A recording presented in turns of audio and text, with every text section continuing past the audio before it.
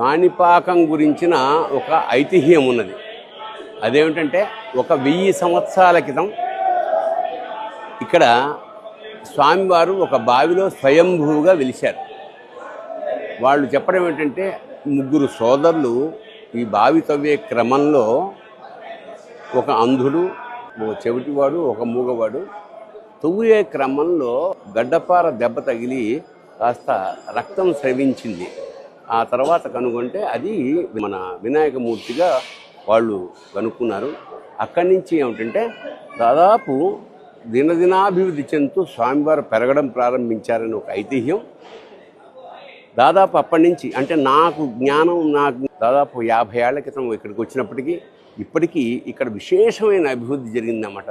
దాదాపు తిరుపతితో సమానమైన ప్రాభవం, వైభవం, కీర్తి ప్రతిష్టలు. ఎందుకంటే గతంలో తిరుపతికి వెళ్ళిన వాళ్ళు కాళహస్తికి వెళ్ళిపోతుండేవారు.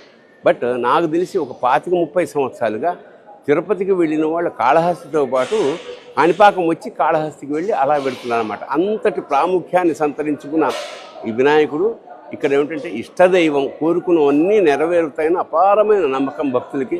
కాబట్టి ఇప్పుడు భక్తులు విరివిగా ఇక్కడికి వచ్చి స్వామివారి అనుగ్రహానికి పాత్రులు కావాల్సిందిగా ప్రార్థిస్తూ శుభం భూయాత్ శివోహం.